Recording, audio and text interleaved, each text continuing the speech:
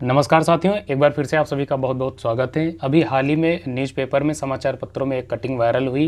वो कटिंग क्या है? दरअसल उसमें ये बताया गया कि किस प्रकार आपकी परीक्षा को फुल प्रूफ बनाया गया। चूँकि आप जानते हैं कि फरवरी में आपका प्रश्न पत्र जो पेपर है वो लीक हो गया था। इसी वजह से आयोग के सामने, आला अधिकारियों के सामने, इनफैक्ट शासन के स्तर पर भी ये सबसे बड़ा चैलेंज था कि किस प्रकार से इस परीक्षा को लीक होने से बचाया जाए। निश्चित तौर पर एफर्ट्स किए गए और उसका परिणाम आप सबके सामने है। एकदम ईमानदारी के साथ ये परीक्षा को अच्छे से सकुशल संपन्न करवाया गया। किसी भी प्रकार की इसमें धांधली नहीं हुई। यही जो है कमेंट इसमें कटिंग में बताया गया कि किस तरह से इसको फुल प्रूफ बनाया गया। जो बच्चे आगे आने वाली परीक्षा की तैयारी करें उनके लिए बहुत इंपॉर्टेंट है, ताकि जो विश्वसनीयता है वो बनी रहे।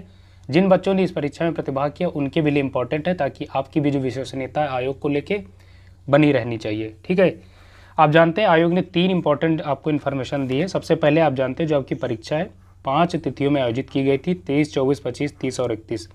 10 शिफ्ट में टोटल आपकी परीक्षा संपन्न करवाई गई थी।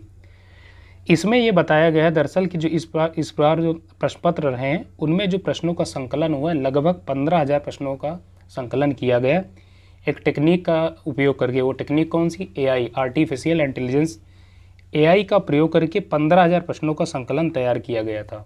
ठीक है, इन्हीं प्रश्नों को इन प्रश्न पत्रों में जगह दी गई। उसके बाद चूंकि परीक्षा पेपर लीक हुआ था फरवरी में, तो उसको किस प्रकार जो है सेव किया जाए, पेपर लीक ना होने पाए, इस वजह से एक टेक्निक इसमें इस्तेमाल की गई, वो थी लैमिनेटेड टेक्निक। ठीक है, लैमिनेटेड टेक्निक का इस्तेमाल करके पूरा पेपर को जो है, प्रश्न पत्र को जितनी भी इसमें बनाए गए तो उनको अच्छे से सेव किया गया। अब आप कीजिए नकल कैसे करेंगे, देखते हैं।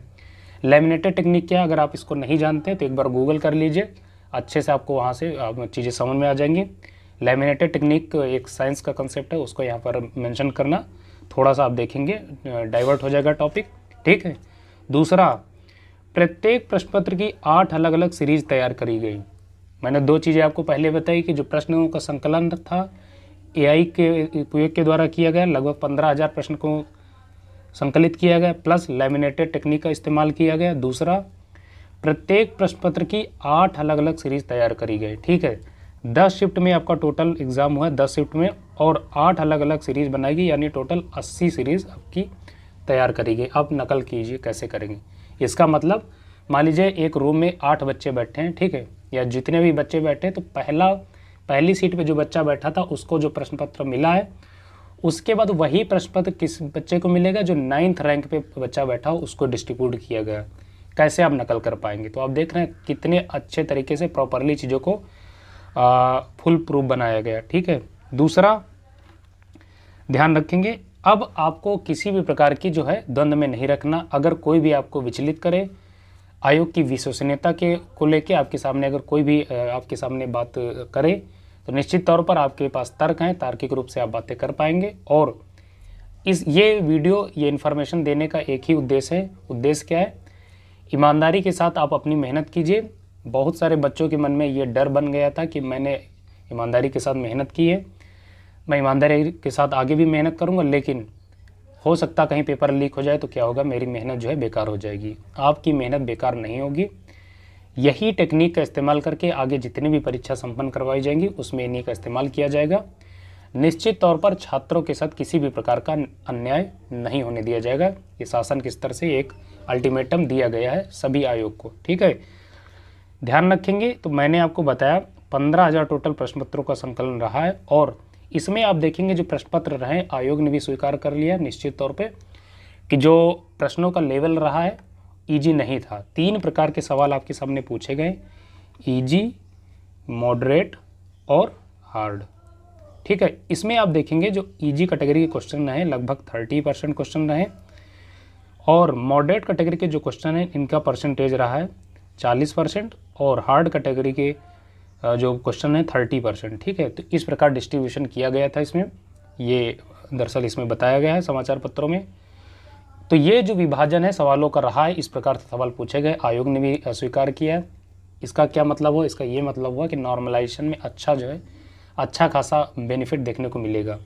पेपर का लेवल चूँकि अच्छे लेवल का था, क्वेश्चन टफ रहे हैं, कोई ये नहीं कह सकता कि पेपर ईजी पूछा गया।